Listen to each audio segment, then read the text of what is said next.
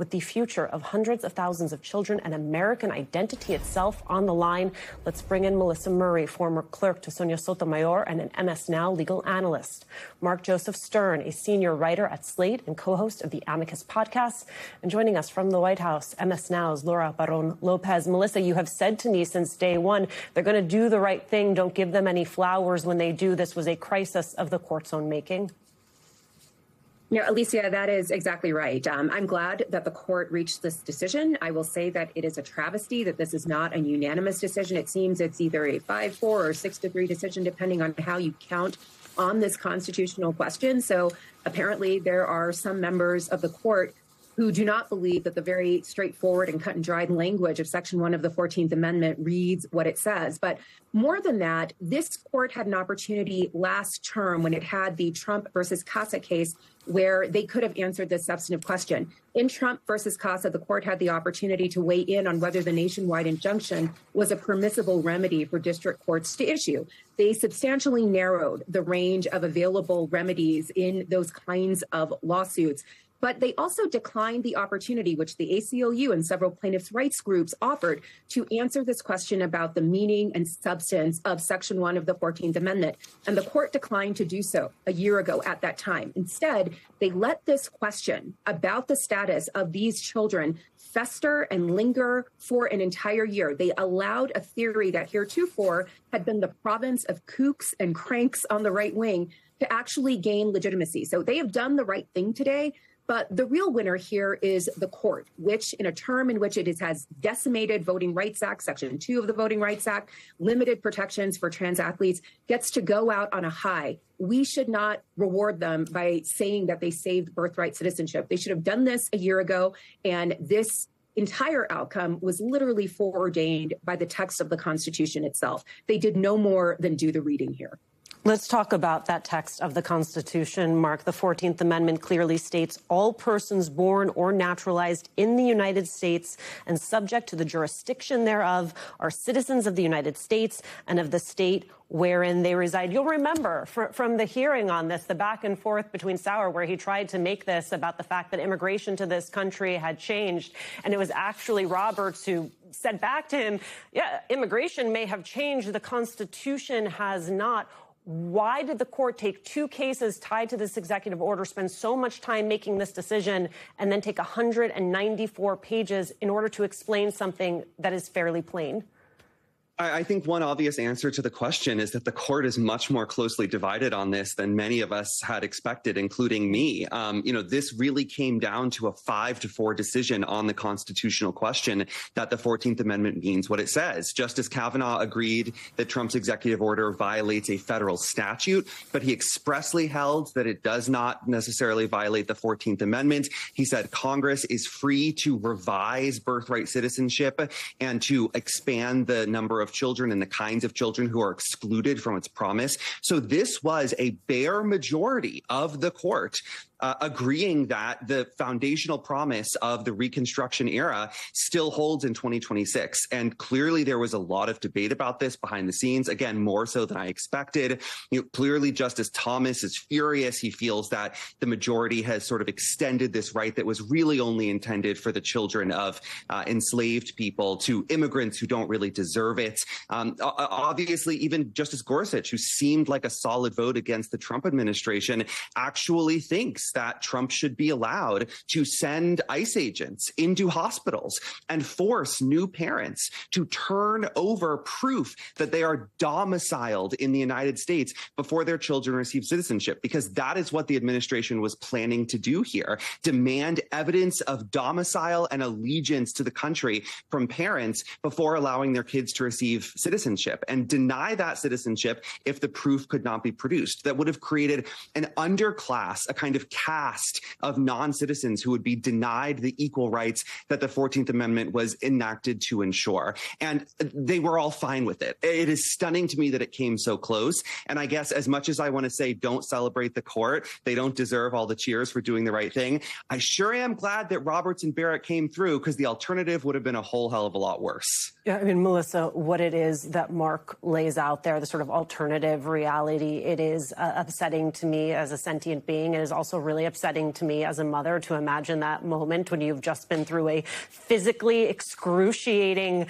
ordeal. And then on the other side of it, you are so happy because you have your baby. And all of a sudden you're arguing with the state over whether or not they can have a birth certificate. Now, Melissa, we remember the president of the United States attended these arguments. He was, of course, the first sitting president to do so. Here's what he said just yesterday about whether he would accept whatever the Supreme Court decided today. Will you accept it if it rules against you? Well, I guess I have to accept it's the Supreme Court, so I'll accept. I think it's very bad for our nation. We're the only nation that does it. No other nation does that birthright citizenship. No, not even close. Some did it, they ended it. It's tremendously destructive. It's extremely costly. I don't know. It's up to them. But in terms of for the good of the country, it'd be great if they didn't allow it. It would be great. But I can't tell you.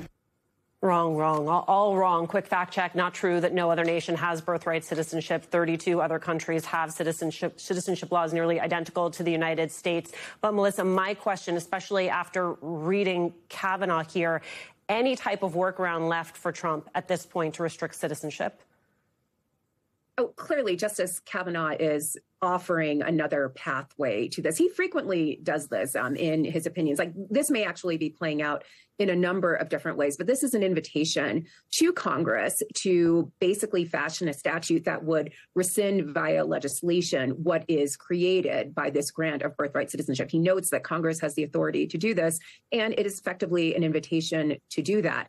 I mean, I think where the politics and the law may meet up here is this is an opportunity, I think, for the Democratic Party, the progressive movement, to effectively make these issues part of the midterm platform. You want a better Congress that's going to forestall these kinds of efforts, then you need to put the right people in place and send the right people to Washington in order to prevent what is surely going to be a gathering movement to try and create a statutory rescission of birthright citizenship, as Brett Kavanaugh has laid out here. Laura? Stephen Miller has been the main architect of the president's hardline immigration agenda. He made his views very clear. Here he is just a few days ago. This should be a 9-0 ruling in a functioning democracy. The idea that you can have a country where you just set foot on U.S. soil and any child you have gets to be an American citizen and vote in our elections, collect our welfare, sit in our juries, sit in judgment of our fellow men and women is such an outrage to the idea of having a country. If this country doesn't, one way or another, end birthright citizenship, this country doesn't have a future. So, Laura, given that we understand what is motivating Stephen Miller, what does he do now? Yeah, Alicia, Stephen Miller has made it very clear, as you said, how he views this. He views this as an existential battle, one that he is seeking to redefine American identity. And he actually did just post in response to the birthright citizenship decision. And I want to read a piece of it for you. He called it one of the most destructive and outrageous decisions in the long history of the Supreme Court. He also said no provision of the Constitution can be read to require our national self-obliteration. Self-obliteration is how he's describing this decision. Now, when it comes to what he does now, in part, he'll continue to do what he has done since the start of this second term, which is to pursue aggressive immigration policies, even more so than the first administration, which he also worked in. That includes attempts to fundamentally change who can immigrate to the United States, strip status, legal status from people who have had it. We just saw the TPS, the temporary protective status decision.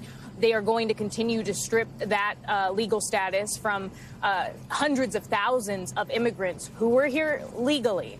And then also the administration has tried to block the adjustment of status, whether it's getting green cards or seeking naturalization or work permits for some 39 countries on that travel ban list. And they are predominantly Muslim, African, and Latin American countries and immigrants that are being blocked there. Across the board, record also, Miller is on nearly, or his aides are on nearly weekly calls with ICE field directors. And he has overseen the launch of investigations into naturalized citizens, trying to determine whether or not they potentially committed voter fraud before they became citizens, all in this effort to denaturalize as many immigrants as possible. So when Miller talks about birthright citizenship, he tethers that to this existential battle, and he makes it about elections and about politics. Even just talking about it ahead of this decision, Miller has made clear that he believes that that U.S. citizens of undocumented immigrants or temporary immigrants cannot assimilate. He has said that, and he has conveyed that he believes they pose a political threat. So I expect that because of that, his views of this and the Trump administration's views of this, that they are going to react by also continuing and intensifying their push for that Save America proof of citizenship bill that they want Republicans desperately to pass ahead of the midterms.